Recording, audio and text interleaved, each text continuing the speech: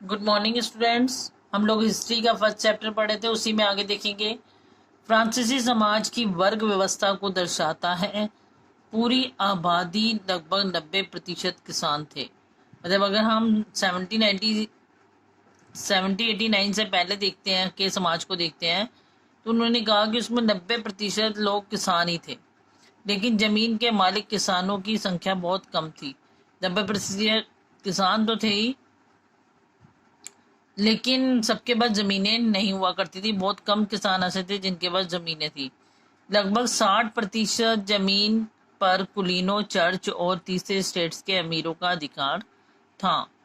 और बाकी अगर हम देखते हैं तो 60% जमीन ऐसी थी जिस पर चर्च के लोगों का, कुलीनों का और अमीर लोग जितने भी थे उनका अधिकार हुआ करता था। प्रथम दो स्टेट्स कुलीन वर्ग एवं पादरी वर्ग के लोगों को कुछ विशेष अधिकार जन्म जन्मना प्राप्त थे। इनमें से सबसे महत्वपूर्ण विशेष अधिकार था राज्य को दिए जाने वाले करों से छूट। कुलीन वर्ग को कुछ अन्य सामंती विशेष अधिकार भी हासिल थे। वह किसानों से सामंती कर वसूल करता था।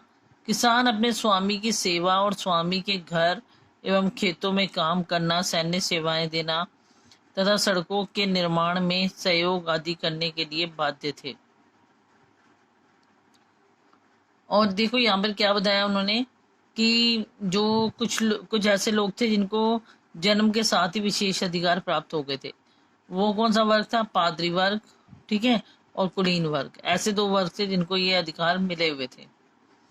तो क्या था, वो लोग, ये कुलीन वर्ग के लोग जो होते थे वह सामंत कहलाते थे, और ये किसानों से क्या करते थे? कर वसूलते थे। और बदले में किसान भी इनको अपना स्वामी मानते थे और इनके खेतों में, इनके घर में इनको सेवाएं, सैन्य सेवाएं देना वगैरह, सड़कों का निर्माण करने वगैरह में इनका सहयोग करते थे। चर्च भी किसानों से करों का एक हिस्सा टाइड या धार्मिक कर के रूप में वसूलता था। अब क्या था, चर्च भी किसानों से कर लगाता था। किसके? धार्मिक कर के रूप में एक कर वसूल करता था, धार्मिक कर, जिसे हम टाइड कहते हैं। ऊपर से तीसरे स्टेट्स के तमाम लोगों को सरकार को कर चुकाना होता था। इन करों को टाइल या प्रत्यक्ष कर और उनके अप्रत्यक्ष कर शामिल थे। ठीक है, अब वो कह रहे हैं कि वैसे भी उन्हें क्या करना होता था? तीसरे स्टेट्स के तमाम लोगों को सरकार सीधा कर देना पड़ता था। वो कर होता था टाइल, जिसे प्रत्यक्ष रूप से दिया जाता था। अप्रत्यक्ष कर नमक और तंबाकू जैसी रोजाना उपभोग की वस्तुओं पर लगाया जाता था। और जितना भी अप्रत्यक्ष कर था, कह रहे हैं कि अगर कोई तंबाकू खरीदे या रोज की कोई भी वस्तु खरीदे, नमक खरीदे, तो उस पर भी कर लगाया जाता। इस प्रकार राज्य के वित्तीय कामकाज का सारा बोझ करों के माध्यम से जनता वहन करती थी। अब देखो, मैं यहाँ पर अभी आपको थोड़ा सा दिखा रही हूँ स्टेट्स। यानी यहाँ पर है कि जो हमारा फ्रांस था, फ्रांस का समाज था, 3 स्टेट्स में बटा हुआ था। प्रथम स्टेट्स, इसके अंदर आते थे पादरी। द्वितीय स्टेट्स, इसके अंदर आ जाते थे कुलीन वर्ग के लोग। तृतीय स्टेट्स, ये थे बड़े व्यवसायी, व्यापारी, अदालती कर्मचारी, वकील आदि। ठीक है, कितने भी कोई भी व्यापारी हो, अदालत में काम करने वाला कर्मचारी हो, वकील हो, किसान हो, कारीगर हो, छोटे किसान हो, भूमिहीन मजदूर हो, नौकर हो, ये सभी किस में आते थे? तीसरे स्टेट्स के अंदर। अब इनको जन्म से विशेष अधिकार प्राप्त है, इसको भी प्राप्त है, यानी पादरी वर्ग को भी और कुलीन वर्ग को भी। सबसे विशेष अधिकार इन्हें कौन सा प्राप्त था? इन्हें किसी भी प्रकार के कर नहीं देने थे। ना पादरी वर्ग देता था और ना ही कुलीन वर्ग देता था। सारे टैक्स कर जो देने होते थे ये आपके तृतीय स्टेट्स को देने होते थे, जिसके अंदर ये सभी लोग देते थे। ठीक है, और ज्यादातर भूमि पर कब्जा भी किनका होता था? इन्हीं लोगों का। मैंने आपको बताया 60% भूमि इन्हीं लोगों के पास थी। इसके बाद देखिए जरा कुछ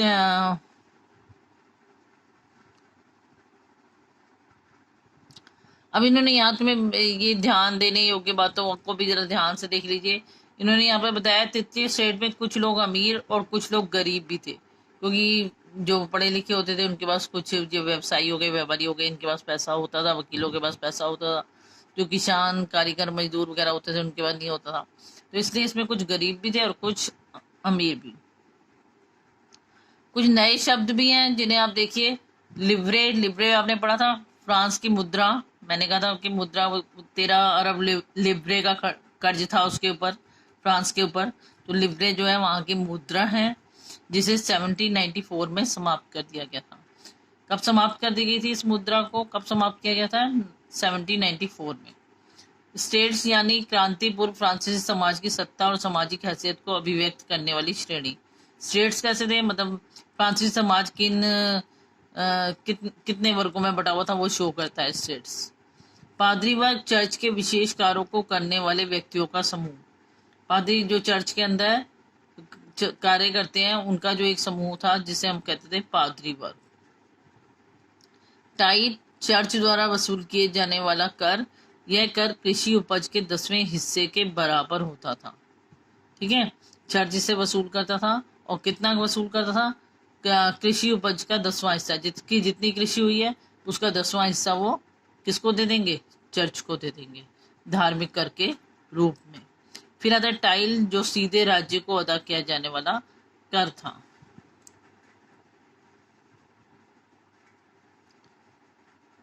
इसके बाद है जीने का संघर्ष। फ्रांस की जनसंख्या सन 1715 में 2.3 करोड़ थी, जो सन 1789 में बढ़कर 2.8 करोड़ हो गई। अब देखो यहाँ आपने क्या देखा, जनसंख्या भी बढ़ गई। 1715 में कुछ और 1789 में, 1715 में 2.3 करोड़, और जब 1798 आया 89 में, 1798 में बढ़कर 2.8 करोड़ हो गई। परिमाणता अनाज उत्पादन की तुलना में उसकी मांग काफी तेजी से बढ़ी। अधिकांश लोगों के मुख्य खाद्य पाव रोटी की कीमतें तेजी से वृद्धि हुई। अधिकतर कामगार कारखानों में मजदूरी करते थे और उनकी मजदूरी मालिक तय करते थे, लेकिन मजदूरी महंगाई की दर से नहीं बढ़ रही थी। फलस्वरूप अमीर और गरीब की खाई चौड़ी होती गई। स्थितियां तब और बदतर होती गई जब सूखे और ओले के प्रकोप से पैदावार गिर जाती। इससे रोजी रोटी का संकट पैदा हो जाता था। ऐसे जीविका संकट प्राचीन राजतंत्र के दौरान फ्रांस में काफी आम थे। अब उन्होंने क्या कहा कि जनसंख्या बढ़ी, जैसे जैसे जनसंख्या बढ़ेगी क्या होगा? डिमांड बढ़ेगी, किसकी? अनाज की। लेकिन अनाज की डिमांड तो बढ़ रही थी, लेकिन उतना अनाज नहीं उत्पादित हो पा रहा था। अगर चीज कम है और मांग उसकी ज्यादा है तो क्या होती है? कीमत बढ़ जाती है। इसीलिए पाव रोटी, यानी पाव रोटी किसे बोल रहे हैं? जो आप रोटी खाते हैं अनाज की, उसको वहां पे पाव रोटी बोला जाता था। ठीक है, उसकी कीमत बढ़ती जा रही थी। अब मजदूरों की तनख्वाह तो उस हिसाब से बढ़ नहीं रही थी जिस हिसाब से महंगाई बढ़ रही थी, तो इसलिए उनके लिए इस पाव रोटी को खरीदना मुश्किल हो रहा था। और क्या हो रहा था? अमीर और गरीब के बीच चौड़ी खाई बनती जा रही थी। अमीर तो आसानी से अपनी जरूरतों को पूरा कर लेता था और गरीब नहीं कर पाता था। ये समस्या गरीबों के लिए तब और भी बढ़ जाती थी जब यानी कहीं सूखा पड़ गया या ओले पड़ गए, तो उनके लिए और भी ज्यादा मुश्किल समय हो जाता था। और ऐसे जो जीविका संकट है वो राजतंत्र के दौरान फ्रांस में काफी आम थे। ज्यादातर ऐसा हो ही जाता था, कोई ना कोई प्रकोप पड़ ही जाता था जिसके कारण वहां के लोग परेशान हो जाते थे। नए शब्द में यह भी देखिए, जीविका संकट ऐसी चरम स्थिति जब जीवित रहने के लिए न्यूनतम साधन भी खतरे में पड़ने लगे। ठीक है, जीवित रहने के लिए जो जरूरत होती है उसे भी इंसान जब पूरी नहीं कर पाता तो उसे हम बोलते हैं जीविका संकट।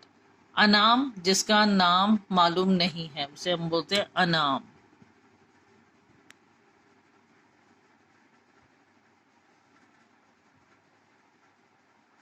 यहां उन्होंने दिखा दिया जीविका संकट कैसे उत्पन्न होता है। फसल खराब हुई, फसल खराब हो गई। अब क्या है, गरीब जो है गरीब गुरबा पाव रोटी नहीं खरीद पाएगा। ठीक है, फसल खराब हो गई तो उसकी क्या है, अनाज कम हो गया, डिमांड पूरी नहीं हो पा रही, डिमांड पूरी नहीं होगी तो कीमत बढ़ेगी, और कीमत बढ़ेगी तो आम जनता उसे नहीं खरीद पाएगी। या कोई महामारी फैल जाए तो उसकी वजह से भी क्या होता है, उसकी वजह से भी ये जीविका संकट उत्पन्न हो सकता है। उभरते आज के लिए बेटा इतना ही, नेक्स्ट क्लास में इससे आगे करेंगे, इससे अच्छी तरह रीड कर लेंगे। थैंक्स।